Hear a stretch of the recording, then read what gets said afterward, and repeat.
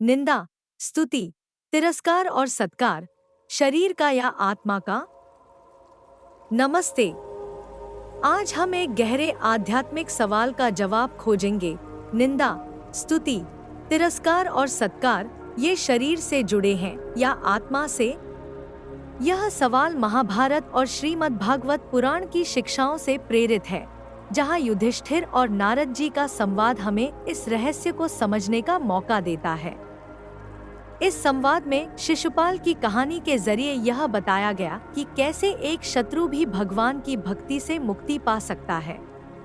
तो आइए इस ज्ञान की गहराई में उतरें और समझें कि ये भाव हमारे जीवन को कैसे प्रभावित करते हैं। महाभारत में युधिष्ठिर ने राजसूय यज्ञ का आयोजन किया।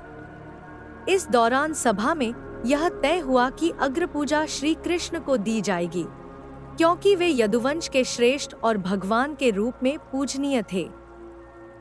लेकिन शिशुपाल, जो श्री कृष्ण का चचेरा भाई और कट्टर दुश्मन था, ने इसका विरोध किया। उसने श्री कृष्ण को अपशब्द कहे, उनकी निंदा की और सभा में मौजूद महान लोगों की उपस्थिति को नजरअंदाज किया।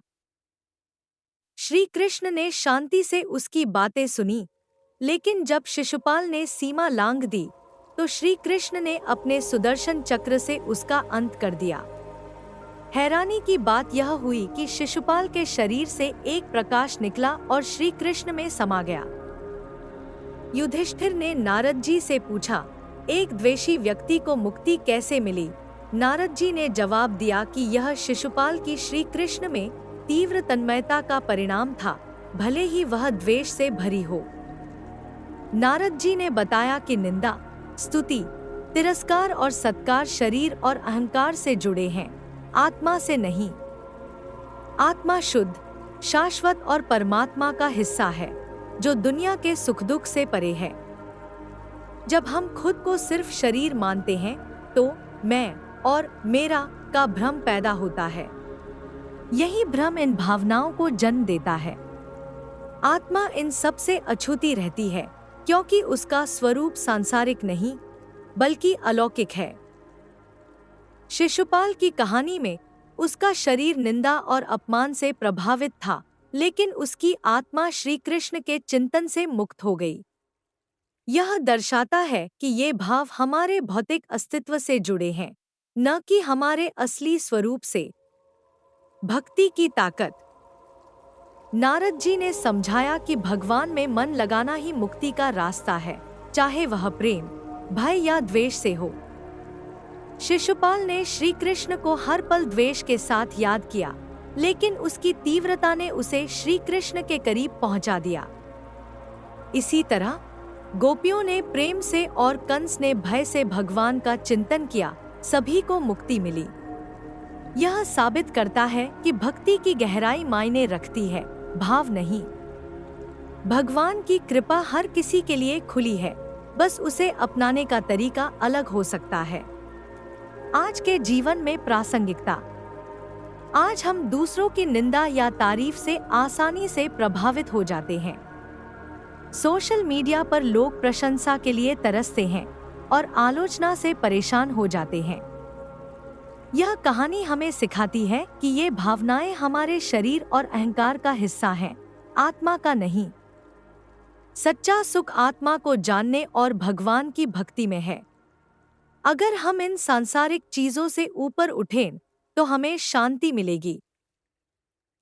मान लीजिए कोई सोशल मीडिया पर आपकी तारीफ करता है या आलोचना करता है, यह आपके शरीर को प्रभावित कर सकता है, लेकिन आपकी आत्मा पर इसका कोई असर नहीं होगा, बशर्ते आप अपने असली स्वरूप को पहचानें।